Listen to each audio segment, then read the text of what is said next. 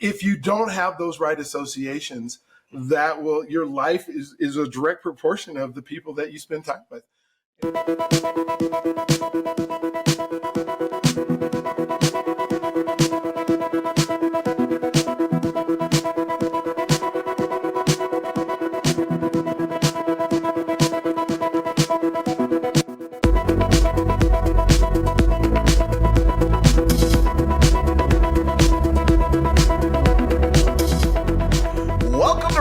Success Partner. We're your hosts, Devin Dubuc, David Nguyen, and we're here to talk about how to have great success in any market.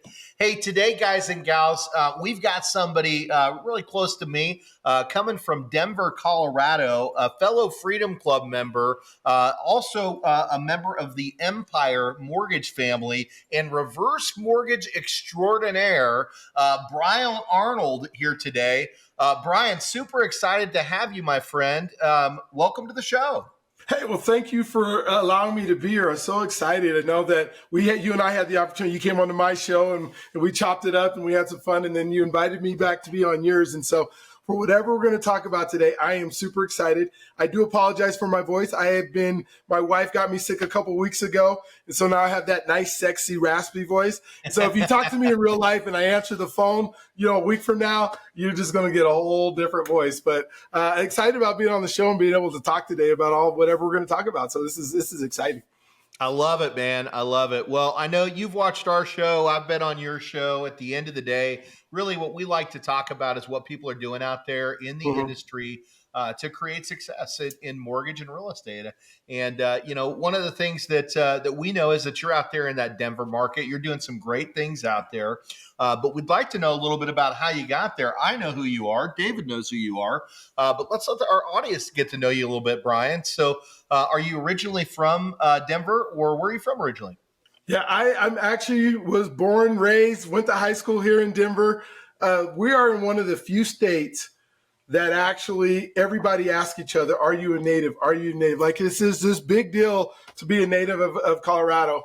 I did leave I was on I got a track scholarship right out of high school and went to Azusa Pacific University in Southern California. And I stayed out there for 25 years. Oh, and wow. So my children, we have 8 children. Our children were all born in California, but several of them came back about 12 years ago. And so 3 of them graduated in Colorado. The other 5 graduated in California. And so we have 13 grandkids now. So they're split up between California and here. But yeah, this is a beautiful place to be. I know everybody thinks about weed and everything else when you're here, but that's not that's not why people come to. Well, I believe some people do come to Colorado. I think some people come there for that. Yeah. Hold on, let me check. There's so many other things to do. Yeah. So many other things to do. Hey, we're not we might have been the first, but we're not the only ones now. Now everybody, they don't have to come here if they're wanting to. That's right. Well, and it's just a beautiful state. I'm from Kansas originally, and I've obviously, since we're bordering neighbors, I've spent some time in Colorado. Love Denver, right there at the base of the mountains. And you've got so much to do in the city life. But if you just head north a little bit, or I guess you're more, it would be west, right? You're right up there in the mountains, and it's just absolutely stunning. Absolutely stunning. So you've got a beautiful amphitheater there as well with Red Rocks. So if somebody's trying to catch a show and wants to hear it the way naturally it should, right? It's a natural amphitheater, really cool place. Red Rocks is a great place for that too. But you breezed through it for a second. I'm glad you came back. So you said 8 kids, 13 grandkids. What does Christmas look like? We just came off the holidays, man. How did you survive? It is like forget the kids now, right? They're old enough, they hardly get anything. They're lucky if they get a gift card, right? It's all about the grandkids and being able to take care of them and making sure. And my wife has an embroidery business. I knew that. So the expectation is they get something with our name on it. We go by, we have a family crest. It's called the A-Tribe. And so like on our fifth wheel and on our car, it says A-Tribe everywhere. And so there's A-Tribe gear for, the last, I don't know how many years. My grandma grew up on a reservation in Oklahoma. And so, so I'm part Native American, part, African American. And so it has just been fun with, having these kids. Our oldest grandchild is 12. Our youngest one is born in November. So there's this span, That's awesome. but we do everything we can to take care of the kids. We went to we do a family trip every other year. We were in San Diego this year. We went to a campground and then Legoland, and there were 33 of us at the campground. Man. That's what it looks like. When you're just Hang on. Did y'all all wear the same shirts, Arnold? We do. They have it's like a logo with a feather on it that says A-Tribe on it. So we have the shirts that we wear. Now, we went to Hawaii about 5 years ago. And that was when we only had the kids and one grandkid at that time. So I was, I think, 2016 or something. But 2 grandkids came out of Hawaii. So we came back. We have 2 grandkids wild. That were born within a week of each other. So that kind of just started this whole thing. And so we try to make sure. I am a big family person, as you can see. That's awesome. And so we just, whatever we can get together. It's sad for me a little bit. I have to go to California a lot because I do have, like, my son works for Pixar. So he's never leaving Northern California because that's like the greatest job on the planet. Disneyland is free, though. So when we get to, because he works for Pixar, we have these different trips with different grandkids to Disneyland. That's awesome. And so, but I got to go back and forth to California a lot, which I don't mind. We're looking at trying to get a house in Flagstaff, into Arizona, which has the exact same climate as here. So, but my wife, she's a California girl. And so she will not leave Colorado. She's like, this is the best place ever. And there's seasons and this is, and I'm like, I could live anywhere. I would mind living in Texas. I have a cousin who's a sports broadcaster in Dallas. He's in the Mavericks games. If you go to a Mavericks game and you hear the announcer who's announcing the game from inside the stadium, he is the announcer there. And what's his name? His name is Chris Arnold. And dude, he's a Dallas icon. He's only been around for 30, 40 years here. Like, you know exactly what do you want to know about your cousin? I love it. Yes, because he is. I almost went to SMU because of him. I went down there. He's a legend, man. He is Mr. Basketball. Yeah, when he was on K104, he was. They had that #1 radio, that Breakfast Club show that was like #1 in the country for so long. And so he let me get on the radio, and I was doing stuff, and I was a broadcast major, and so it was between SMU and then I ended up going to California to go to school. But yeah, me and my cousin, we hung for many, many years. He started out in Oklahoma as a teenage radio DJ, and then became the legend that he is. And I was watching that. What is that show that Michael Jordan's on? That does his life, and it's on Netflix. Anyways, he's on that a few times, and that show is one of the national reporters that were there. So, well, I got to say something, Brian. So Pixar, sports broadcaster, success just runs in your family, which is exactly why we had you on the show. At the end of the day, you've got a great big family, 33 of you when you get together. I can't even imagine. And we've got to give your wife a plug here because I'm pretty sure those 33 shirts that you guys had, she probably made those, right? Yes, she did. She did everything else, and pajamas, and anything that could have little hats and logos on the back of our truck seats, and whatever it is she does, she's out there making it happen for sure. I love it. What is her business, by the way? Let's give her a quick plug on here. It's Just My Hobby. It's just ITESJUSTHOBBY. It's justmyhobby.com. If you go there, you'll be able to see everything that she has there. She does some phenomenal. She makes purses and quilts and just some phenomenal stuff. And I say the more talented person in the family. I can talk, right? But she can actually do stuff that people say, hey, this is great. I love this. Yeah. The things that she's been able to do are just phenomenal. Well, and I had the pleasure of meeting your wife the first time that I met you. We actually were in Puerto Rico when we had our introduction. In fact, I remember exactly where we were. We were at the Vanderbilt Hotel down in the lobby, getting ready to go out to dinner with Coach Rick. And that's where I met you and your wife. And we've been friends ever since. So she's awesome, by the way. And her family's from Puerto Rico, so she was so excited to be there. Her grandma grew up there, and so we got to kind of see a little bit where her grandma grew up. And so that was her first time she'd actually been to Puerto Rico when we were there. Awesome. So it was a phenomenal trip, and the people that we got to meet, and the success. You think success leaves clues. And the clues that we were able to get and meet and be, who we become is going to be who we hang out with, right? And That's so right. that's why I enjoy every minute we get to spend with you or other people who are being successful, because if you don't have those right associations, your life is a direct proportion of the people that you spend time with. And That's 100% so, right. David, you being say it in all the clubs time. like the Freedom Club and, being the people who get to be on your team and the people that you expose them to are just, if you don't have that, it's hard to be successful, and I don't know anybody who's successful who doesn't have a good group of people that they hang out with all the time. The inner circle. Yeah. The inner The circle inner of people circle. is No, just it's phenomenal. so important. And you're right. You're, as David always says, right, you're the product Average. of the average of the 5 people that you spend the most time with, right? Oh, So man. let's spend time with guys like Brian Arnold, right? Guys like David Nguyen over here, guys like Carl White, or Coach Rick, right? People that we know are out there doing amazing things and creating successes every day and bringing upon positive energy. What we know is when we're spending time with guys like you, right? It's just going to make us better. And I think that's the other way across the board for you too. When you're spending time with guys like us, it's going to make you the best at what you do as well. As Steve Kyles always says, iron sharpens iron, my friend.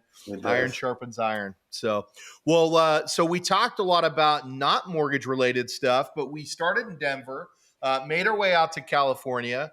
Now we're back in Denver. Is this where you started your mortgage journey, or where'd you get on with the mortgage side of the business? So back in the 2000s, I was doing financial services, and I had a mortgage company that we were doing, and I would like to say we did mortgages, but we didn't. Nobody really had to do mortgages in the 2000s. You just basically had to have somebody. If your phone worked and you could write down their name and a few numbers, you were doing mortgages, right? They got qualified. That was it. Yeah. Subprime. Yeah. It was such a great time to learn success and be around people and understand how to do business. But it was kind of this unfair thought that this was going to continue, Right. that this was going to be the way it was going to be forever and ever. And you could just go make all this money, not have to do as much work. And so 2008 happened. And That's then right. I had, I think I had 91 loans in my pipeline at that time, when it literally one night you could do mortgages and the next day there was nothing. And I tried to hold on to it for a while and, pay people and processors and that kind of stuff. And it just didn't, it didn't pan out during that time. And so that's So why I'm going to assume during this time you had a branch with you had multiple loan officers and processors, and you had some people that were working for you, and you guys were just writing your own future, right? And then all of a sudden, for those that don't know, some people don't know, right? Depending on your age, 2008 was a really difficult year because we had a financial crisis in our country. It was discovered that loans were being written for people that truly didn't qualify. We had all these different subprime products that were being told in Wall Street, these are great buys. This is a great place to invest your money. And it turned out that there was no security behind them. These homeowners were loosely qualified. We had a lot of fraud that was happening in the industry, and mortgage collapsed right overnight. So people that were relying on these programs, they found themselves in a position to where their business models were failing. You could still do some government financing, but most people weren't positioned well to do government. There were still some conventional programs, but again, this was also a time in our country where your underwriters were kind of scared as to what they could put their name behind. And it really froze up lending for almost 3 years, from 2008 until about 2011. That was a difficult time for mortgage. So you've got a great big branch at this point in time, and you find yourself in this war on mortgage, right? And so you had to make some shifts. So what happens? Yeah, so at that time, my mom she'd gotten kind of sick. And so we just kind of made a decision. Hey, everything's falling apart. I tried to hold on for about 6 months. My rent was, at the office I was leasing was about $20,000 a month. Ooh. So it was this big, so it just got to the point where, hey, now we're losing some stuff. I had a house in the mountains that could not maintain. So we let that go. And then we decided, hey, let's back up and let's go back, let me go back to Colorado and see what I can get going. And I came back here, and I had been a teacher before I started doing that. So I, went back into education and was teaching. What year was that, Arnold? What year was that when you went back to? That was 2009 that I came back to Colorado. Okay. Yeah, 2009 I came back to Colorado. Yeah, so I was teaching, and then I ran a couple homeless service organizations. So I had some 50 belt shelters. I got into the nonprofit world. I ran for city council in the area that I was in. I That's was awesome. so thankful that I ran.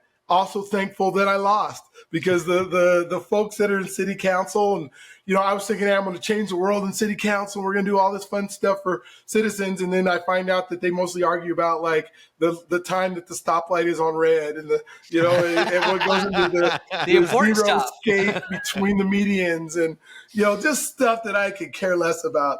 But I learned and got to communicate with people in the city. And so I went through some leadership programs. They had one that's called Leadership Aurora. And then I went to Executive Directors of Color through the Denver Foundation. And I went through a program called Issachar for Leadership, which was so I got all these leadership programs, and I met, I have the cell phone numbers of the 3 different mayors that are pretty close that I could call at any time. I know all the state house members, that kind of stuff. And so I'm able to move. They call me for a lot of questions and information. I was on the state housing board for a while. So a lot of stuff in the housing world with homeless service and that kind of stuff. But then just able to say, my wife said, hey, I know you like nonprofit, but we would like to eat some better meals. And so I said, there was a good time for me to transition where this was in 2019. I could transition, and we were doing a reverse. My mom, I knew she needed a reverse mortgage. She had enough of her fixed income to be able to just maintain. But things like the gutters needed to be changed or fixed. She needed to cut down some trees. When people got sick in California, that were brothers and sisters where she grew up, she needed to go on trips. And there was no additional money.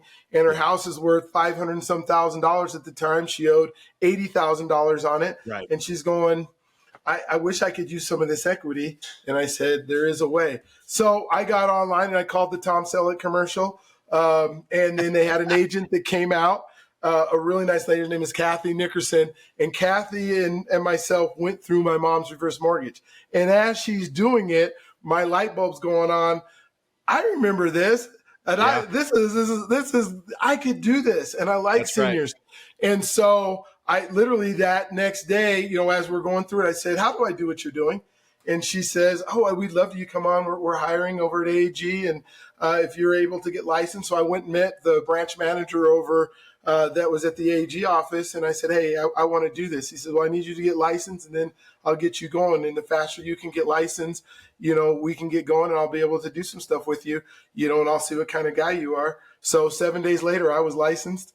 I did my classes, everything, and however many hours, got licensed. And then I said, you know what, I also want to bring some people of color on board, because I see there's a huge gap. We're not getting into some of these neighborhoods where they're, and I'm thinking as a financial advisor, because I was that before, how do we start utilizing a reverse mortgage to really be able to help families, like generational wealth? And that's right.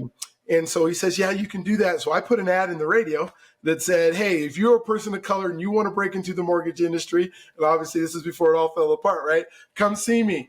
And so I had 180 people respond to that ad. Wow. And then so I told AG, hey, I'm getting ready to do this big thing, and I'm going to bring, maybe 10 to 15 of these 180 will be the right people, but we're getting ready to hire people. And they just said, yeah, we're not ready for what you said. I know we said we wanted you to do that, but we didn't really think you was going to do it.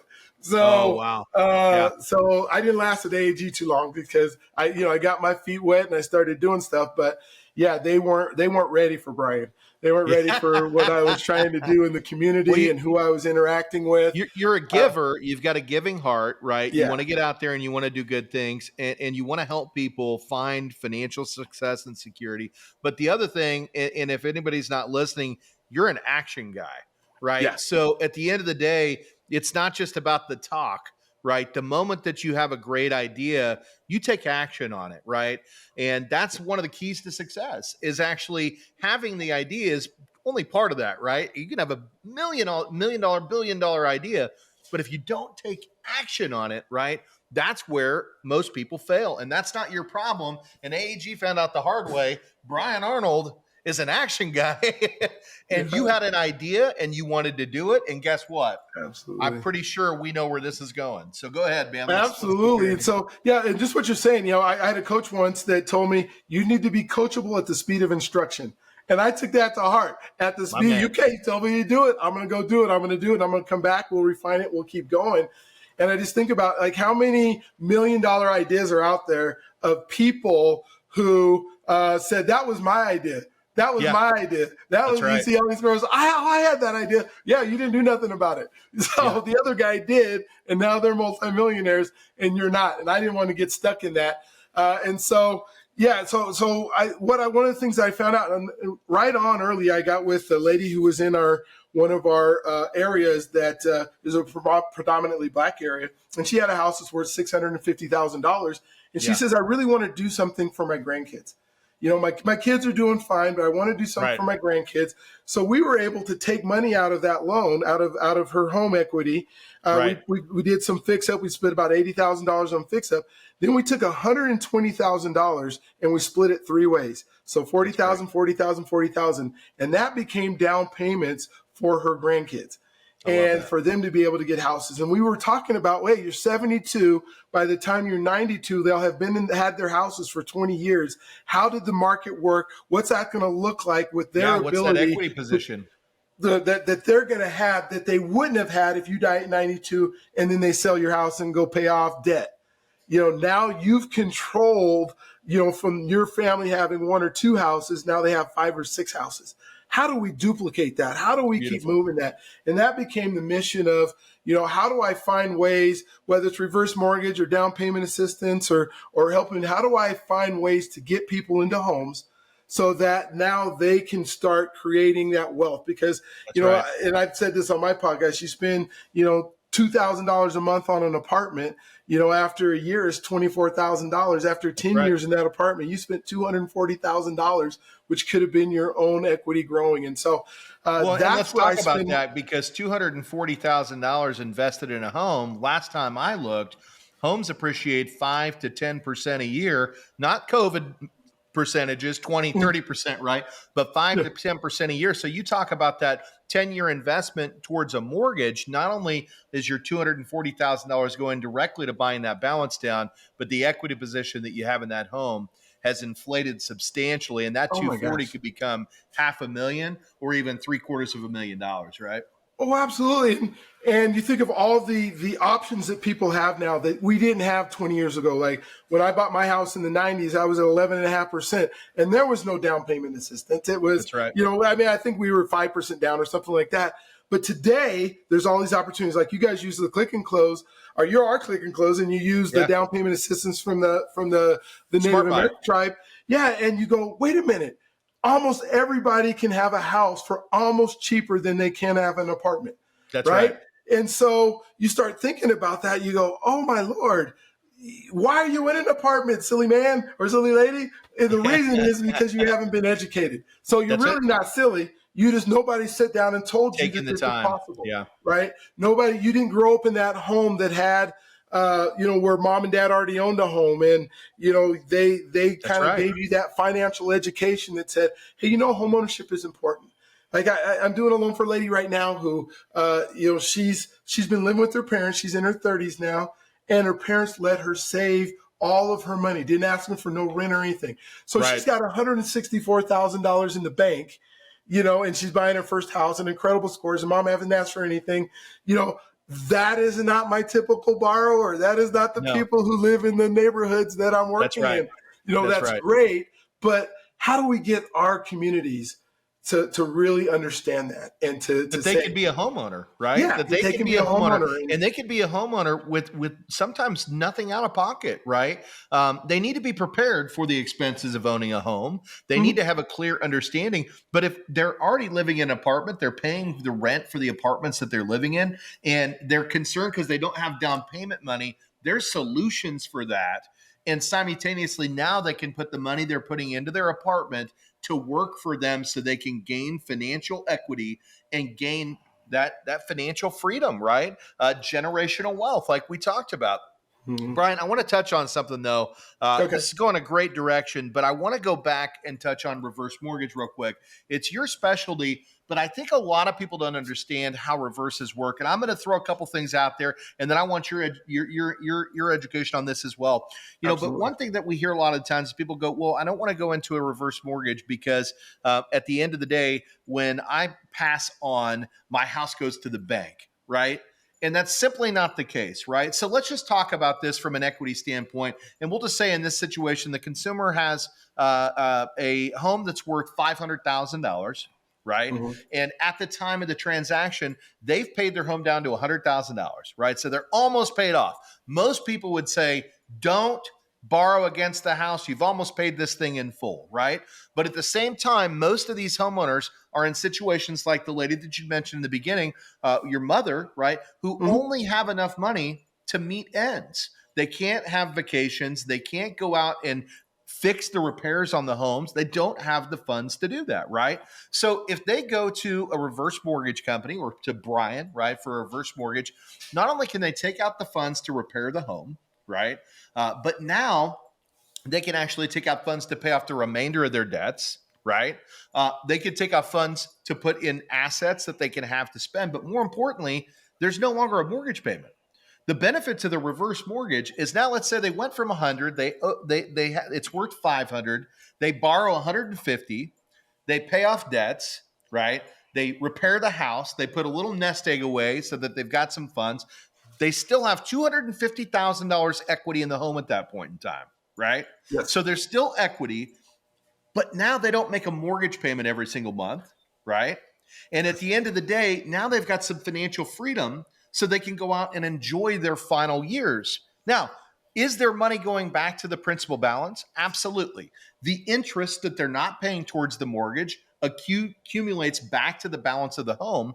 But when you look at that over the remaining years that they have left, at the time that they pass, 90% of the time, there's still a substantial amount of equity that can be passed along to inheritance of families, right? And this is just one way to put that money to work for you. Is that pretty accurate, Brian? Is that You are so right on, and I want people to think of it as a financial tool. I'm working with a two sisters, and they just found out that their mom is probably terminal. She may have 9 to 12 months to live. Sorry to hear that. And but you think so? They're trying to figure out. They're asking me. We're doing a living. I'm helping with. I do living trust, and we're helping put together. And I'm saying to them, they're going, well, we don't have the money to pay for all mom's expenses, her medical expenses, everything else that goes in there. Can we do a reverse mortgage? And I'm like, absolutely. If you think about it, her mom's house is worth $468,000. It's paid off. And they're trying to figure out, I said, we can take out about $200,000 right now. Right. So part of your inheritance can come out right now if you guys need to pay some of your own bills off. Because if you're paying, 24, 25%, you've been paying some of your mom's bills on credit cards at 23%. That's right. Let's take that money out and pay that off. Yeah. And then let's make it so that your mom has enough in there to pay her electricity and her taxes and all that kind of stuff. So it's not coming out of your pocket. That's right. And so her quality of life stays, a little bit better because mom's not trying to figure out how to use the Social Security money that's not enough. And then the kid's life is better off. And at the end, that $200,000 that is still in equity, they sell the house, they pay it off, or they sell the house, they get the rest of the $200,000 of that equity that's in there. And now they're doing really well instead of waiting for mom to die and incurring all this extra debt. That's just one example. Struggling. I had a gentleman who's his wife. I'm sorry, I have to drink a little bit. But his wife passed away, and they lived in the big house that they had all their kids and everything in. That's right. And it's worth $750,000. And this one guy's like, I can't afford all the taxes and everything on my Social Security. So what we did is we said, if you don't care about living in this house, just know I want to sell it and then I don't know where I'm going to go. I said, so why don't we do that? Let's sell it, but then let's take some of your money, not all of your money, and put it into a reverse mortgage on a fourplex. So he lived in one of the units of the fourplex, rented out the other 3 units at $2,500 a pop, and now he has a $7,500 a month influx coming in, plus he has no mortgage. And That's so he's like brilliant. super excited to be able to do that. And so what you were saying is exactly right, is you look at it as a financial tool, That's as a right. way to utilize. You made a great decision and you bought a house in the 70s, 80s, or whatever it was. Your house now has all this equity that's in it, and you're struggling. And there's absolutely no reason for somebody to struggle when they have all this equity in their house. Now, my mom was worried, like, well, I want to make sure you and your sister, have enough to be able, to get the equity, because that's my inheritance to you. I'm like, Mom, you come to our houses we're doing fine. Yeah. We are more concerned about you having quality of life, and you don't, and every now and then if you have to ask for money or that kind of stuff, we don't want you to have to do that, because we know, mentally what that's like. I have to ask my kids to help me. But no, she's got her equity line of credit now for $150,000 to do whatever she wants to do. She wants to go to California, visit her sister. She takes that $5,000 out. It comes to her bank account within 24 hours, and she goes to California and has it there. Her tree falls down. She calls the tree man. She doesn't call me, right? Because I don't have time to cut down a tree. That's right. I would love to help you, Mom, but I'm just going to hire somebody anyways, because I'm not cutting down a tree. I'm too old these days. I'm not cutting your grass. We'll hire a lawn guy, right? We'll let your house do that for you. So that's what I tell her. It's like, she goes, I want to do this project. Okay, we'll let your house pay for that project, because you invested a great thing in your house. And let's talk about that real quick, because there is an end game here, right? At the end of the day, there is an ending, and people don't like to look at that. It's a little morbid, and I think that's why some people don't love to talk about reverse mortgage, but it's going to happen, right? Yeah. And what most people go, okay, well, you started, in my scenario, you had $100,000 balance, house is worth $500, you took out $150,000 to do the things that you needed. There's still $250,000 remaining. Well, when I pass, does the bank just keep that $250,000? Yeah, no. So no, that $250,000 is in the equity in the house, and it is not the bank's house. It is always your house. As long as you're on deed, you have an agreement with the bank that you're going to pay a certain amount of money for that house, that they're going to pay them back because they loaned you the money. But that agreement doesn't say who owns it. They have to go through a process that says, hey, because you didn't pay, we have to demand you use your collateral for your house. Because you use the collateral, then we can take the house. That's the only way they can do it.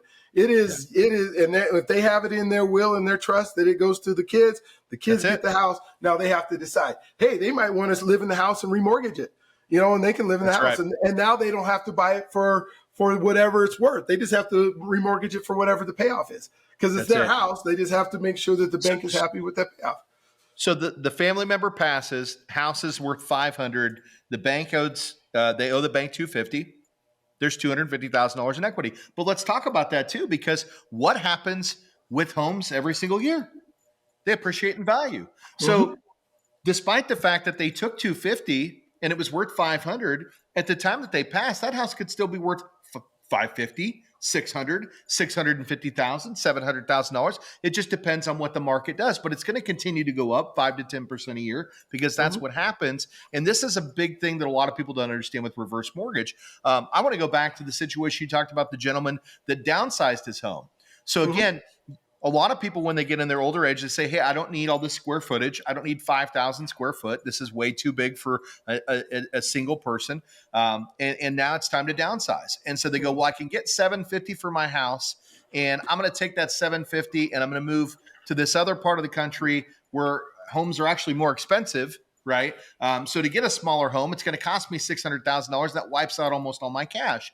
But with a reverse mortgage purchase, they don't have to do that. Now they can take the $750 that they got from their home. They can find the perfect home for them and put about 50% of that, or sometimes, what is it? Maybe even a little less. Is it? A little less depending on their age. It's all based on age. Depending on their age, exactly. Purchase the home that they actually want, keep the remaining of their funds in their liquid assets, and they can invest those assets, which is also going to help them to gain equity while the home is appreciating in value, right? So I think the reverse mortgage vessel is something a lot of people don't look at as a great opportunity. But when you talk to somebody like Brian Arnold, who is doing this thing for all the right reasons, to provide great education, right? To help build generational wealth, to help people find the right plan for their family member when they get to that point. And it's we're getting up in age, and it's time to start thinking about what's going to happen after, right? Brian's going to be able to give them those answers because he's an expert in this side of the industry, right? Yeah, and even wealthy people are starting to figure this out. Financial planners are starting to figure this out. You can go up to $4 million of property value on one of these. I have a guy who's got a $3 million house, and he's wanting to. He doesn't have this. His income fluctuates. He does something with satellites or something like that, where he buys internet time. But he's going to take $1 million out of equity in his house, on the reverse mortgage, not have to make an payment, and invest it in his satellite business. And he says, well, I'm going to pay that off, because you can pay off your reverse anytime you want, or That's right. pay it down. So now he has an equity line of credit, which is like a credit card, right? But, that credit card that he has, he doesn't have to make any payments on. So he can go take $1 million out, wait a year, do whatever he's got to do with his business, pay that all back off, and then now he still has another $1 million of equity to go back and use again, and can do it over and over and over again as a way of using other people's money, but he's using his own house equity. So it's not really other people's, his own house equity to fund projects that are going to make. So let's say the interest rate is at 9% on the where he borrowed, he's borrowing the money at for us, but he's making 40 or 50% on the money that he's investing. It's like, wait a minute. It's I'm amazing. utilizing, this. I guess the sad part is you have to be 62, right? That's right. All us young bucks got to wait. Yeah. Could you imagine if we all got a hold of some of this stuff that is 100%. available? But it's I know available. I'll be using a reverse when I can, right? Because it only makes sense if you understand how to use it properly to take your mortgage and turn it as a vessel, right? Combined with reverse mortgage for financial investing. Right? I think it's an amazing thing, Brian. Well, brother, I would love to keep you here all day. And I would love to stay. You know, we got to end these things at some point in time. What did we not touch on today that we should have covered? I think the biggest thing is just, when I said before, success leaves clues. And if you are wanting to be, and if you're watching this because you're thinking about what is it I need to do to be successful? Or what is it that I need to do? We can talk to a lot of clients about products and that kind of stuff. But the end game is, who are you hanging out with? Who are your associations? What are you reading? And I would say, even if you're on, there we go. I love it, Debbie. Even if if you're watching podcasts instead of the drama that's on TV, or you're watching YouTube videos of people who have done stuff before, that's hanging out with people. That's the things that you're putting in your mind, the information you're putting in your mind, because there's so much ability in this country to change your situation and change it quickly. And so home ownership is number one. If you don't have a home, let these guys help you get a home. Or if you need a reverse, you can call me. But whatever you can do to get around the right amount of people as often as you can. I know we talked about a little bit, but it's just so important when we talk about success. And those clues that success is leaving. I have a friend who just wrote a book called The Power of One, Power of Doing One More. His name's Ed Milet. It's a great book. I don't know why I'm plugging him right now. I mean, he was a mentor and a coach to me in the 2000s when I needed it in a big way. I spent time with his family. I spent time, and now he's multimillionaire with all these planes. But he wrote a book, and on The Power of One, he says, just do one more. So he says, if you're in the gym and you want to get fit, you do one more rep. If you're making phone calls and trying to, you wanted to make 100 phone calls a day, you make 101. You do whatever it is, just a little bit more. And those things add up. And when those things add up, your life changes. And you have that ability right now to change your life. And you have people who want to help you. And so I say on the end of my podcast is, you can do this, you deserve this, and let us help you. And so however you're matched up and whatever you're doing, listen to this. And if you're sitting at home saying, hey, I don't know if I can do this, I promise you, whatever it is you can, and get with the people that you see on an everyday basis. And that's what I left in with, because that's what I think is more important, is how do we move people forward in their journey so that they can be successful. That's beautiful, man. That's beautiful. Well, you're pulling at my heartstrings with that one. So I appreciate you leaving us with that great message, brother. Brian, when the people out there want to find you, and they definitely do, how they locate Brian Arnold? Hey, there's a great way. You can go to brianearnold.com. Everything's there, brianearnold.com. My phone number is 720-287-1588. That's 720-287-1588. Email is brian.arnold@empirefi.com. but if you go to the Brian Arnold, you'll be able to find it there. I would love to talk to you. And here's the same thing like I told the ladies that I was telling you about, that their mom is terminal. I spent an hour and a half on the phone just walking them through different things that they could do as options. Like I said, well, if you guys need to pay for this, you could sell your mom's car. She's probably not going to drive anymore. Or you could, little things, just trying to pull out ways that can help them. That's what you're going to get from me. So whatever it is that to me, it's never been about the money. The money comes when it comes. It's about how do I help you get to where you need to get to. And so I will refer you to people. I will send you books. I have this great book. It's called the facts from fiction on just reverse mortgages. So if you want that, email me. I'll be happy to send that to you. It's 21 pages that gives you all the myths and the truths that you might have ever wanted to know about a reverse. If you're even thinking about it, it's worth having the conversation about. And call these guys. When I tell you success leaves clues, call these guys. I'll say one more time, call these guys because they will help you get to where you want to go. So thank you for having me on today. It's been just phenomenal fun. I love doing this whenever I can. And hopefully if it's just one person that we help today, it made a difference in somebody's life. So that's it. No, you're 100%. And Brian, thank you for being on here. And guys, if you're looking for somebody who's going to guide you through with an honest answer, that truly cares about the people he works with, that's going to take the time to give you the right answers, right? Not the answer that's going to put the most money in his pocket, the answer that's going to put the most money in your pocket and lead your family to success. You're going to want to reach out to Brian. He's a great guy. And that's why we wanted to have you on today, brother. Thank you so much for being here today. And thank you for being you, my man. Seriously. I knew there was something special about you when I met you in Puerto Rico. And, here we are a little over a year later, man. And we've built a great friendship. So great to see you today, my friend. Yeah, I can't wait to see you guys. Can't wait to come down to Texas again and just hang out with you guys. Let's go. I'm excited about it. Yes. Absolutely. David, anything you'd like to say before we wrap up today?